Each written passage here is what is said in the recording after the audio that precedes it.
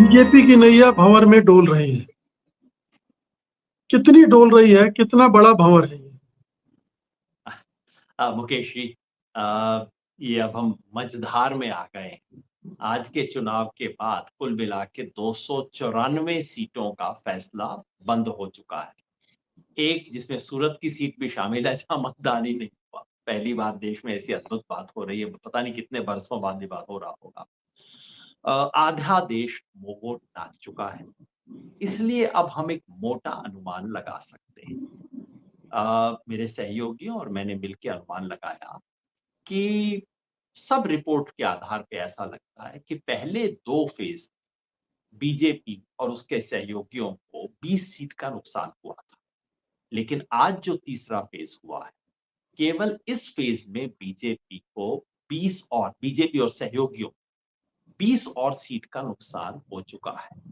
तो कुल मिला के अब तक 40 से 45 सीट का नुकसान बीजेपी को आधा चुनाव में हो चुका होगा।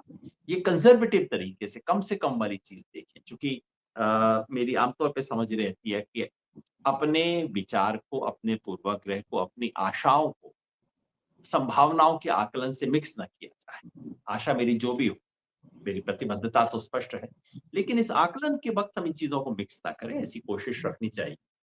तो उस हिसाब से देखें कम से कम वाले में तो 40-45 का नुकसान अब तक हो चुका है और आने वाले फेजेस में क्या होता है उसे देखना होगा। लेकिन एक बात स्पष्ट है, जैसा आप शुरू में कह रहे थे कि 400 पार की डींग तो खैर छोड़ दीजिए, वो तो बीजेपी भी गंभीर नहीं थी, उन्हें पता था कि 420 का मामला चला देते हैं, क्या फ़र्क पड़ता है। लेकिन ये 300 पार भी अब संकट से 300 पार भी अब नामुमकिन दिखाई देता है बीजेपी के लिए। प्रश्न ये है कि क्या बीजेपी बीजेपी के 272 लिए का या आंकड़ा एनडीए भी के पार। लिए? बीजेपी अ, के लिए या एनडीए? अभी मैं बीजेपी की बात कर रहा हूँ।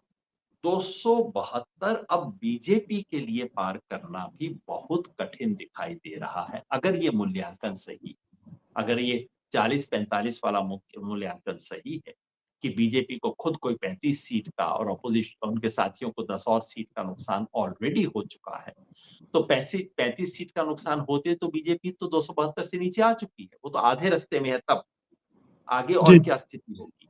और अगर इसी दर से अगले 4 चरणों में भी नुकसान होता है, तो ये एनडीए को 272 सीट आ पाएँगी या नहीं, अब उसका संकट खड़ा होना शुरू हो सकता है। अभी से हम पक्का नहीं कह सकते, लेकिन चीज़ें उस दिशा में जा रही हैं। हर दिन, हर फ़ेज़ के साथ ये चुनाव कठिन होता जा रहा है बीजेपी के लिए। प्रधानमंत्री के शब्दों, बीजेपी के लोगों के हाव-भाव और ज़मीन की हर रिपोर्ट से ये बात स्पष्ट है कि हर दिन ये चुनाव बीजेपी के लिए कठिन होता जा रहा है। और जब ये चुनाव शुरू हुआ था मुकेश, चुनाव की घोषणा होने से पहले मैंने एक लेख लिख के कहा था, जब आपकी और मेरी चर्चा भी हुई थी उसमें। तो मैंने कहा था कि देश को मोटे तौर पे आप 3 पट्टियों में बाँट लीजिए।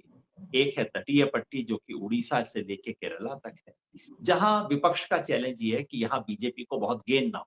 ज़्यादा से ज़्यादा 5-7 सीट के गेन में आप रोक दीजिए। वो काम मोटे तौर पे हो गया है। बीजेपी को अधिक से अधिक 10 सीट का गेन हो सकता है, या हो सकता है 5 सीट में सिमट जाए बीजेपी के गेन्स पिछली बार की तुलना में 5, तो वो काम हो गया। दूसरा मैंने कहा था कि ये जो पट्टी है, हिंदी पट्टी जिसमें गुजरात भी जोड़ दीजिए, उस पट्टी में बीजेपी झाड़ू लगाती रही। बस विपक्ष को कहीं-कहीं से कुतर के 2-2 5-5 सीट निकाल ले।